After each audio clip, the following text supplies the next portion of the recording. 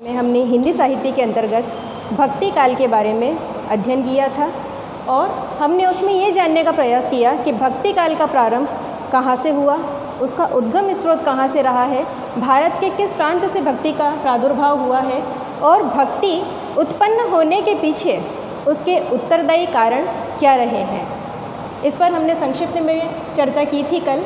उसके बाद में हमने कहा कि आचार्य रामचंद्र शुक्ल जो हिंदी के प्रसिद्ध इतिहासकार हैं, जिनके बिना हम हिंदी साहित्य के इतिहास के कालखंडों की जानकारी पाना या हम ये भी कल्पना नहीं कर सकते थे कि हिंदी साहित्य के 900 वर्षों के एक विस्तृत इतिहास को मात्र संक्षिप्त 4 कालखंडों में बांटकर आचार्य रामचंद्र शुक्ल जैसे प्रसिद्ध हिंदी साहित्य के विद्वान हमारे लिए उसे इतना आसान, सुगम और सरल बना देंगे।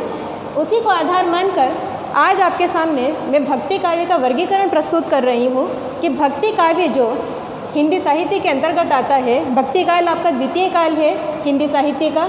उसमें 2 काव्य धाराएँ बनाई गई। पहली है सगुण काव्य धारा और दूसरी है निर्गुण काव्य धारा। सगुण काव्य धारा जैसा कि नाम से ही स्पष्ट हो जाता है, सगुण हिंदी में किसी भी शब्द के लिए जब आपको अर्थ ज्ञात न हो पाए तो उसका सबसे सरल और सटीक माध्यम ये है कि आप उन शब्दों की संधि करें। संधि के लिए हम शब्दों के क्या करते हैं, एक बड़ा शब्द लेकर उसके 2 या 3 टुकड़े या भाग किए जाते हैं। सगुण अर्थात स संधि गुण, स संधि गुण, ये संधि चिन्ह है यानी शब्दों को जोड़ने का काम करता है। सगुण यानी नाम से ही स्पष्ट हो जाता है कि गुण सहित, यानी जिसमें ईश्वर के गुणों की चर्चा की गई हो कि ईश्वर का रूप, रंग, आकार, प्रकार किस तरह का है, वो किस तरह का दिखाई देता है, किस तरह की लीलाएं उसने संसार में आकर की, वो सगुण काव्य धारा के अंतर्गत उन ईश्वर को पूजा गया है और उन ईश्वर को माना गया है। उसकी 2 उपशाखाएं मानी गई है सगुण काव्य धारा की। उसके अंतर्गत आती है राम भक्ति काव्य धारा और कृष्ण भक्ति काव्य धारा। कल हमने इसी विषय पर चर्चा की थी कि मैंने आपको बताया था कि भक्ति का उद्गम सर्वप्रथम दक्षिण भारत से हुआ है। आदि गुरु शंकराचार्य उसके प्रवर्तक माने गए हैं। उसके बाद में रामानुजाचार्य आए और रामानुजाचार्य के शिष्य जो आचार्य रामानंद हुए, जो कबीर दास के गुरु जो माने गए हैं आचार्य रामानंद, वो दक्षिण भारत से हिंदी का उद्गम स्रोत जो उत्पन्न हुआ था और जिसको शंकराचार्य जी ने प्रारंभ किया था, उसको वो उत्तर भारत में लेकर आए थे। यहाँ ये स्पष्ट होने के बाद ये जानना हमारे लिए बिल्कुल आसान और सरल हो जाता है कि राम भक्ति का प्रारंभ सबसे पहले हुआ। दक्षिण में 2 वर्ग थे, जिनमें एक शैव और दूसरे वैष्णव थे। शैव भक्त जो थे वो जिन्हें आलवार और नायनमार कहा जाता था। आलवार भक्त तमिल भाषा में वैष्णवों को कहा जाता है जिनके आराध्य कृष्ण होते हैं, और नायनमार यानी कि शैव भक्त यानी शिव के उपासक जो भक्त हैं उनको नायनमार संत कहा जाता था। नायनमार संतों की जो परंपरा रही है वो अत्यंत ही संक्षिप्त रही है, यानी कि वो काव्य धारा ज़्यादा विस्तार नहीं पा सकी क्योंकि वहाँ पर आलवार संतों की संख्या ज़्यादा थी और कृष्ण भक्ति ने वहाँ पर सर्वाधिक रूप से प्रचारित और प्रसारित होने में और पल्लवित और पुष्पित होने में समय नहीं लिया। लोगों के लिए कृष्ण भक्ति करना एक सहज और सरल मार्ग बन गया था, जबकि शिव की भक्ति करना उनके लिए साधना का मार्ग अपनाना सामान्य से सामान्य व्यक्तियों के लिए कठिन था। इसीलिए लोगों ने क्या किया कि जो सरल भक्ति उनके लिए पड़ी कि भगवान कृष्ण की भक्ति, कि भगवान कृष्ण की भक्ति जो मात्र प्रेम से उनकी आराधना करें और उनका नाम स्मरण करें, उस भक्ति को उन्होंने प्रधानता दी और क्या किया कि कृष्ण भक्ति का प्रचार प्रसार होने लगा। राम भक्ति जब उत्तर भारत में प्रारंभ हुई, रामानंद ने जब इसे प्रारंभ किया, तो राम भक्ति के लिए सबसे पहले जो प्रसिद्ध राम भक्त कवि जिनका नाम हमारे मन में सुनते ही जैसे ही राम भक्ति की बात चर्चा होती है तो हमारे दिमाग में सबसे पहला नाम आता है आचार्य तुलसीदास का। भक्ति काल के राम भक्ति शाखा के सबसे प्रसिद्ध कवि। उनका एकमात्र प्रसिद्ध ग्रंथ नहीं कहूँगी मैं, ये कहना अतिशयोक्ति होगी तुलसीदास जी के लिए, कि उन्होंने जो ग्रंथ लिखा रामचरितमानस, जिसको उन्होंने 2 वर्ष 11 माह और 7 दिन की अवधि में पूर्ण किया था, उस ग्रंथ का घर घर में पठन और वाचन होता है मंदिरों में, और उसको पढ़ा और सुना जाता है, धर्म कथाओं के रूप में उसको पढ़ा जाता है। एक प्रसिद्ध हिंदुओं का, या यूँ कह लें कि हिंदू धर्म का एक प्रतीक रूप में वो ग्रंथ मान लिया गया है, जो कि तुलसीदास जी ने लिखा था। कहा जाता है कि तुलसीदास जी ने जब ये ग्रंथ लिखना प्रारंभ किया था तो स्वयं तुलसीदास को भी पता नहीं था कि वो क्या लिख रहे हैं और इसका अंत क्या होगा या इसको वो कैसे समाप्त करेंगे। लेकिन एक किंवदंती है तुलसीदास जी के लिए कि जैसे जैसे वो लिखकर एक एक उसकी प्रति लिखकर या एक एक उसका खंड लिखकर रात को जब वो विश्राम करते या रात को जब सोते थे तो भगवान शिव स्वयं प्रकट होते थे और उनकी वो प्रति लेकर गायब हो जाते थे, यानी कि उसे छुपा देते थे। तो उस वक्त तुलसीदास ने फिर भी निराशा और पराजय नहीं मानी और वो अपने काम में अनवरत लगे रहे। और एक दिन, क्योंकि वो तो सबसे बड़े भक्त थे, राम भक्त थे, और भगवान श्री राम ने शिव की आराधना की है, तो तुलसीदास की राम भक्ति से भगवान शिव भी प्रभावित थे और उन्होंने अपने आशीर्वाद स्वरूप तुलसीदास को ये आशीर्वाद दिया कि तुम राम भक्ति का सबसे बड़ा ग्रंथ लिखोगे। ये एक प्रसिद्ध किंवदंती है तुलसीदास जी के बारे में। इसका मैं यूँ नहीं कहती कि आप इसे सटीक और माने ही माने, ये मैंने भी कहीं पढ़ा है इस चीज़ को, इसलिए आपके सामने इस चीज़ का मैं उल्लेख कर रही हूँ, प्रामाणिक नहीं है ये बात। तो राम भक्ति काव्य में सबसे प्रसिद्ध जो भक्ति काल के कवि हुए हैं वो है आचार्य तुलसीदास। और तुलसीदास का जो प्रसिद्ध ग्रंथ है वो है रामचरितमानस।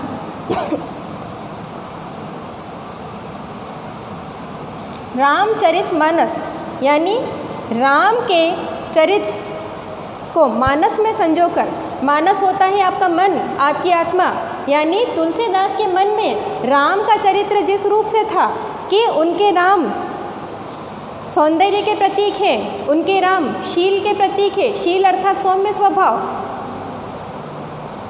उनके राम भक्तों के लिए हर समय उपस्थित रहते हैं, उनका कल्याण करते हैं, उनको मोक्ष प्रदान करते हैं और वीरता के प्रतीक है राम। राम का अगर एक तरफ सौम्य स्वभाव है, शील स्वभाव है, तो दूसरी तरफ राम का एक योद्धा का स्वरूप भी है कि किस प्रकार से राम जैसे सौम्य और शील स्वभाव के व्यक्ति ने रावण से युद्ध किया था।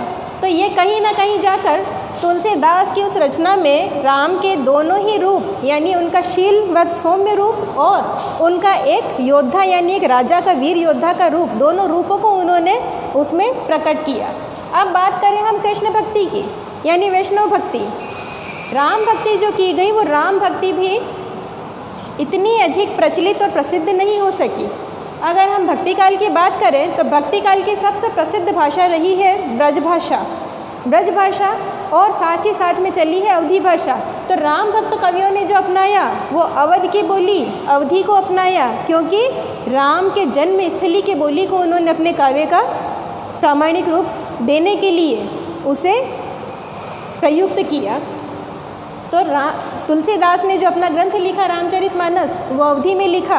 हालांकि उस समय तुलसीदास चाहते तो ब्रजभाषा में काव्य लिख सकते थे, ऐसा नहीं था कि राम भक्त कवियों को ब्रजभाषा का ज्ञान नहीं था, लेकिन उन्होंने राम के प्रति अपना समर्पण, अपना ऐक्य, अपनी निष्ठा, अपना प्रेम प्रदर्शित करते हुए राम की जन्मभूमि अवध की बोली अवधी में अपनी भावनाएं राम तक प्रदर्शित की कि भगवान श्री राम हमारी इस बोली को सुनेंगे, हमारे इस निवेदन को सुनेंगे और हमारा उद्धार करेंगे, हमारा मोक्ष करेंगे।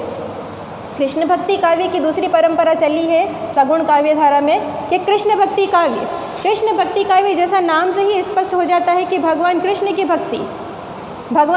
की भक्ति की जहाँ चर्चा होती है वहाँ ये बात आती है कि सबसे प्रसिद्ध जो भक्ति काल के कृष्ण भक्त कवि हुए हैं वो कौन हुए हैं? वो वात्सल्य कवि सूरदास हुए हैं। सूरदास जिनके बारे में कहा जाता है कि वो जन्मांध थे, देख नहीं सकते थे, लेकिन उन्होंने मन की आँखों से कृष्ण को देखा था।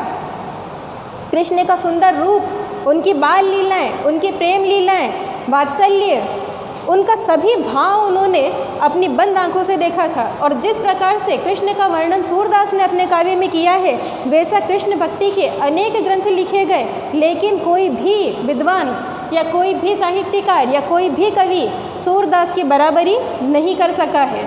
यानी सूरदास ने जो कृष्ण भक्ति पर जो अपना प्रसिद्ध ग्रंथ लिखा वो आपका आता है सूर सागर।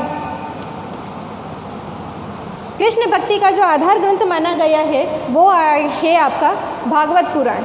यानी भागवत पुराण से पहले कृष्ण की कहीं भी चर्चा ईश्वर के रूप में नहीं मिलती है। सांकेतिक रूप में किसी उपनिषद में या कहीं मिली होगी, लेकिन भागवत पुराण से पहले कृष्ण की कहीं भी कोई चर्चा नहीं मिलती है। भागवत पुराण ने यह प्रमाणित कर दिया कि कृष्ण नाम के कोई देवता हैं और उनकी आराधना भी की जानी चाहिए, जैसे कि राम भक्त कवि राम को पूजते हैं। तो वहाँ से जो सूरदास ने जो सूर सागर के लिए जो आधार स्वीकार किया वो उन्होंने कहाँ से स्वीकार किया? उन्होंने भागवत पुराण से लिया। भागवत पुराण एक बहुत बड़ा ग्रंथ है, बहुत विस्तृत ग्रंथ है, उसके बहुत सारे स्कंद है। स्कंद यानी भाग, खंड। और सूर सागर में उनका जो प्रसिद्ध जो भाग उन्होंने लिया वो भागवत का कौन सा लिया? भागवत का दशम स्कंद, यानी भागवत का 10वां अध्याय कह लें या 10वां भाग कह लें या 10वां खंड कह लें। वो कौन सा है? भ्रमर गीत। भ्रमर गीत चाहे आपने ना पढ़ी हो, लेकिन हिंदी का विद्यार्थी ऐसा नहीं हो सकता कि उसने भ्रमर गीत की कहीं चर्चा ना सुनी हो। भ्रमर गीत जैसा नाम से ही स्पष्ट हो जाता है कि भ्रमर के माध्यम से उपालंब देकर उन्होंने कृष्ण को संबोधित किया है कि भ्रमर का वर्ण भी काला और कृष्ण भी श्याम वर्णी प्रभु हैं। श्री राम और श्री कृष्ण की अगर हम चर्चा कर रहे हैं तो कृष्ण के बारे में हम ये नहीं कह सकते कि हमारे कृष्ण काले हैं, तो हम क्या कहते हैं? कृष्ण हमारे श्याम वर्णी हैं। अगर किसी साधारण मनुष्य के लिए कहना पड़े तो हम एकदम सटीक शब्दों में कह देते हैं कि काला है। कैसा वर्ण है इसका? काला वर्ण है। लेकिन जहाँ कृष्ण की बात आती है तो हम क्या कहते हैं? कृष्ण तो हमारे श्याम वर्णीय हैं। तो उन श्याम वर्णीय कृष्ण की सूरदास ने तुलना किससे की? एक कामी यानी काम वासना से युक्त, लोभी यानी लोभ में पड़ा हुआ व्यक्ति, एक कामी लोभी भ्रमर के समान की कि भंवरा किस प्रकार से मंडराता हुआ फूलों के पास आता है और उसके रस का पान करता है, और जैसे ही उसका उद्देश्य पूर्ण होता है वो वहाँ से वो स्थान छोड़ देता है। उसी प्रकार से सूर सागर में 10वें भाग में जो कि भ्रमर गीत का जो अंश लिया है उसमें सूरदास ने गोपियों के माध्यम से, यानी उनके खुद के मन की व्यथा थी, लेकिन उन्होंने माध्यम प्रतीकात्मक रूप में किसको अपनाया? गोपियों को अपनाया। कि सूरदास की जो गोपियाँ थी वे वाग वेदज्ञ से परिपूर्ण नहीं थी। वाग विदग्धता यानी बोलने की चतुराई, यानी बोलने की चतुराई नहीं थी। वो तो कृष्ण के प्रेम में, कृष्ण की भक्ति में डूबी रहती थी, लेकिन उनके मन में भी दुख ये था कि कृष्ण ने उनसे प्रेम किया, संयोग के पल बिताए उनके साथ, लेकिन जब उनको छोड़कर जाने की बारी आई तो कृष्ण ने मथुरा जाने के बाद पीछे मुड़कर गोपियों की तरफ कभी नहीं देखा। तो इस बात को आधार मानकर सूरदास ने क्या किया कि सूरदास जी ने भ्रमर गीत नामक उस अंश का सूर सागर ग्रंथ में चर्चा की, उसको इतने विस्तृत रूप में प्रकट किया कि इस सूर सागर का सबसे प्रसिद्ध जो खंड बन गया वो कौन सा बना? भ्रमर गीत। यानी भ्रमर के माध्यम से उन्होंने कृष्ण को उपालंब दिया। उपालंब देना यानी उलाना देनी, ताना देना, कि हम जब किसी व्यक्ति को सीधे सीधे खरा खोटा नहीं सुना सकते हैं तो क्या करते हैं? हम किसी प्रतीकात्मक रूप से उस पर आरोप करते हैं, उसको बातें सुनाते हैं। उसी ढंग से सूरदास ने गोपियों के माध्यम से उन पर आक्षेप कराया कि कृष्ण तुम्हारी स्थिति उस कामी, उस लोभी, उस भंवरे के समान है कि उस भंवरे में और तुम में क्या अंतर है? कोई भी अंतर नहीं है। तुम अपने आप को भगवान कहते हो, दुनिया तुम्हें भगवान मानती है, लेकिन मैं तो ये मानता हूँ कि तुम निर्दयी हो कि तुम्हें उन गोपियों का दुख, उनका सच्चा प्रेम दिखाई नहीं दिया और तुम उनके प्रेम का उपभोग करके, उनके सच्ची भावनाओं को रौंद कर तुम अपना प्रयोजन पूर्ण करने के लिए कहाँ चले गए? ब्रज से मथुरा चले गए। ये आपका ग्रंथ आता है कृष्ण भक्ति काव्य का सूर सागर। फिर अगर हम बात करें कि निर्गुण काव्य धारा, निर्गुण काव्य धारा यानी कि नाम से ही स्पष्ट हो जाता है, जैसे मैंने आपको सिखाया कि सगुण काव्य धारा ससंधि गुण यानी गुणों से युक्त। दूसरी काव्य धारा आती है निर्गुण काव्य धारा, निह संधि गुण, यानी ऐसा रूप ईश्वर का जिसका कोई गुण, रूप, आकार नहीं हो, कोई प्रकार नहीं हो, कोई रंग रूप देख ना सके, कोई वेशभूषा देख ना सके, कोई उसके बारे में चर्चा भी नहीं कर सके, क्योंकि निर्गुण भक्ति में अनपढ़ और अशिक्षित लोग लगे हुए थे, निम्न वर्ण के लोग थे। उनको शास्त्र ज्ञान से ब्राह्मणों द्वारा वंचित रखा जाता था, उनके लिए पढ़ पाना संभव नहीं था। इसीलिए उन्होंने क्या माना? ब्रह्म की पूजा की। ब्रह्म अर्थात हमारा ईश्वर कहाँ है? आसमान में निवास करता है, किसी को दिखाई नहीं देता। कबीरदास की एक प्रसिद्ध पंक्ति है कि पानी ही ते पातला, धुआं ही ते जीर्ण, यानी पानी से भी पतला है। पानी तो खुद पारदर्शी होता है, पानी से पतली कोई चीज़ या कोई वस्तु क्या हो सकती है? और धुआं ही ते जीर्ण, यानी धुएं से भी बारीक है, वो तो दिखाई नहीं देता, तो उसको क्या देखोगे? यानी मेरे निर्गुण ब्रह्म का स्वरूप तो ऐसा है।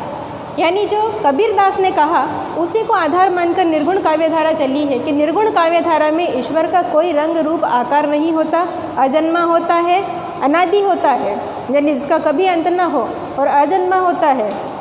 किसी माता पिता से उसकी उत्पत्ति नहीं होती है, किसी माता के गर्भ से उसकी उत्पत्ति नहीं होती है, वो तो निर्गुण ब्रह्म है। और उसी की दो उपशाखाएं बनी हैं, ज्ञानाश्रय यानी संत काव्यधारा और प्रेमाश्रय यानी सूफी काव्यधारा। ज्ञानाश्रय काव्यधारा, ज्ञानाश्रय काव्यधारा यानी नाम से स्पष्ट हो जाता है कि ज्ञान का आश्रय।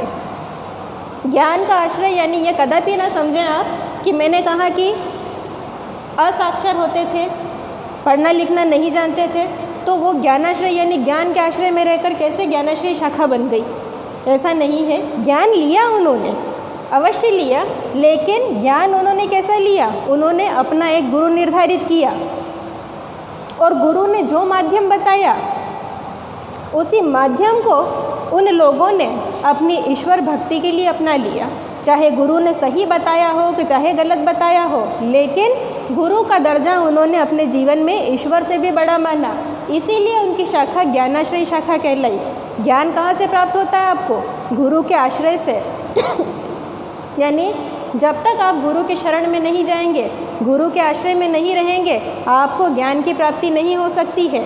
आज पुस्तकें लेकर आप अपने घर पर बैठे हैं, अगर आपको इस माध्यम से पढ़ाया नहीं जाए, आपको ज्ञान नहीं दिया जाए, तो क्या आप समझ पाएंगे? नहीं समझ पाएंगे।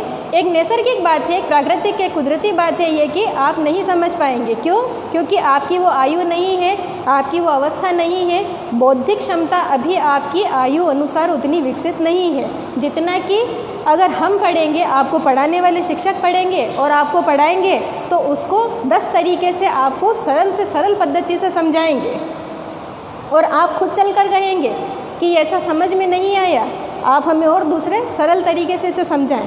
तो हम उसे हमारी आयु वर्ग के अनुसार, हमारी शैक्षणिक स्तर के अनुसार, हमारी बौद्धिक क्षमता के अनुसार हम क्या करेंगे? उस चीज़ को आपके लिए बहुत सहज, सरल और सुगम बनाने का प्रयास करेंगे और आपको उसको समझा देंगे। यानी आपको अच्छे तरीके से समझ में आ गया है कि ज्ञानाश्रय यानी कि बड़े बड़े पोथी या बड़े बड़े ग्रंथों में नहीं है कि उन्होंने वहाँ से लिया।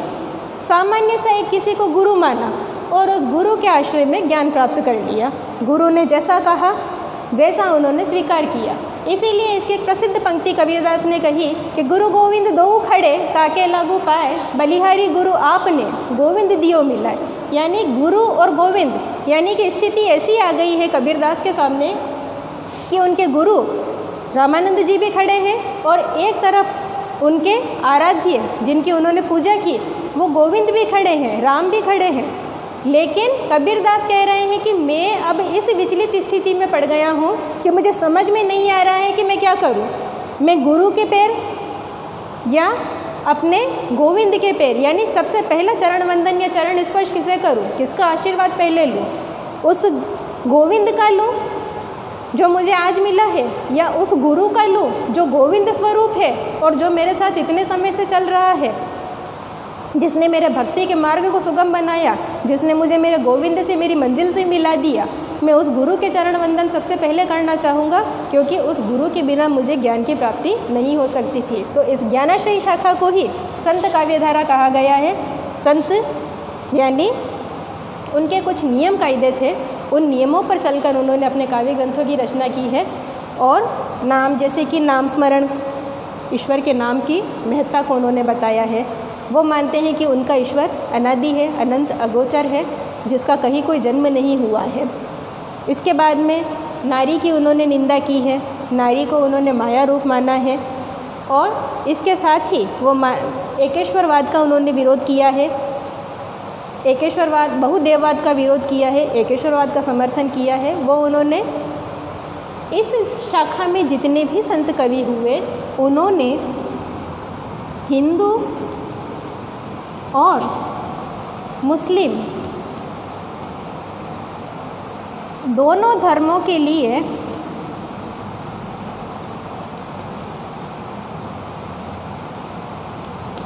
समानता का अधिकार दिया।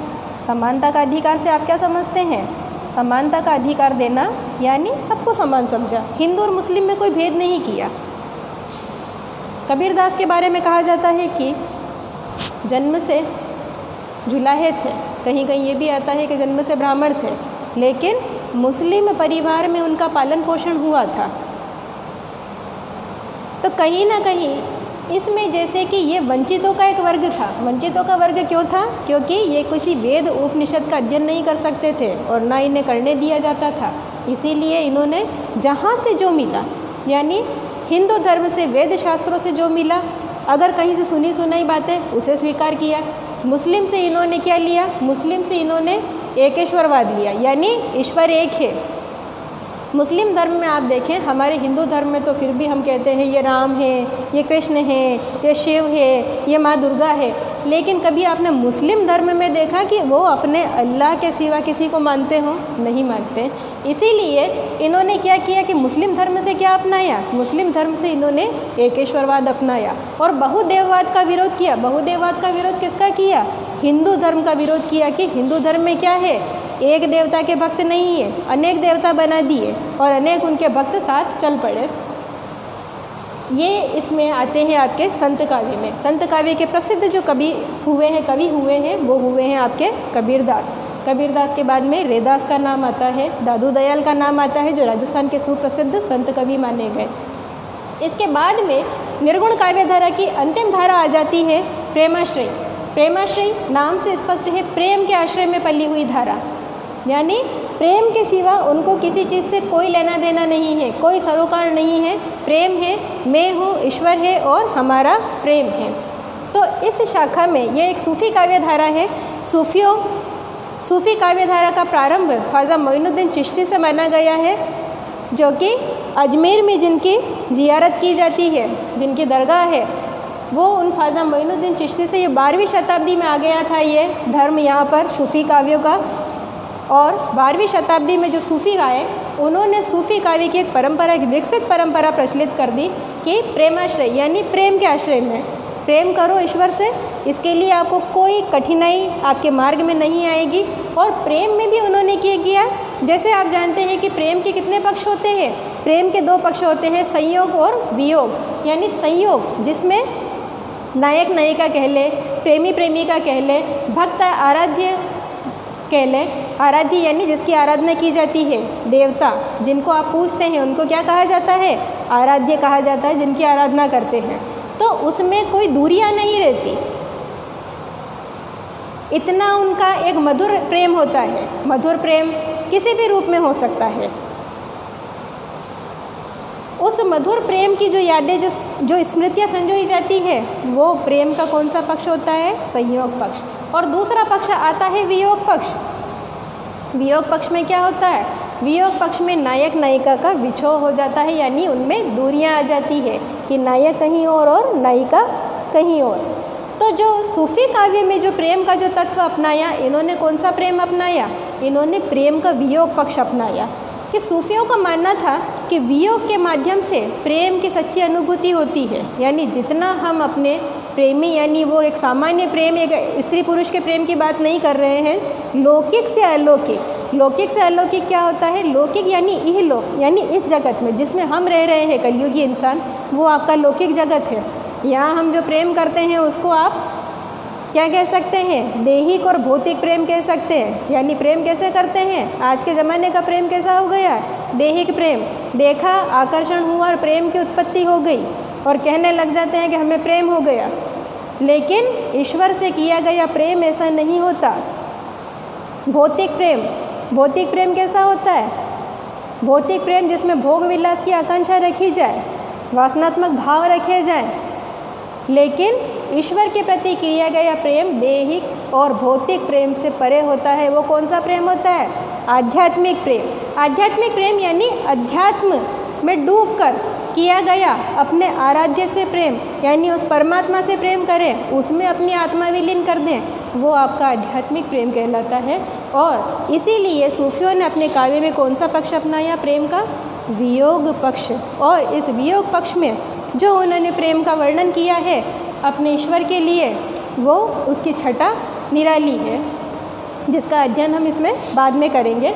तो जैसा मैंने कहा कि सूफी काव्य में सबसे प्रसिद्ध जो कवि हुए हैं वो हुए हैं आपके मलिक मोहम्मद जायसी। नाम से आप भली भांति अवगत होंगे इनके कि मलिक मोहम्मद जायसी। और इनका प्रसिद्ध ग्रंथ रहा है पद्मावत। पद्मावत में किसकी कथा है? पद्मावत में चित्तौड़ की रानी पद्मिनी और उनके पति राजा रतन सेन की कथा है कि किस प्रकार से उनका प्रणय हुआ, यानी प्रेम हुआ, किस प्रकार से विवाह हुआ, किस प्रकार से विवाह में अड़चनें आई, या विवाहित जीवन जीने के बाद भी उनको किन तरह की परेशानियों और समस्याओं का सामना करना पड़ा। उन सब का विस्तृत वर्णन जायसी ने अपने पद्मावत में किया। तो पद्मावत ग्रंथ जो है वो सूफी काव्य धारा का सबसे प्रवर्तक और प्रसिद्ध ग्रंथ माना गया है।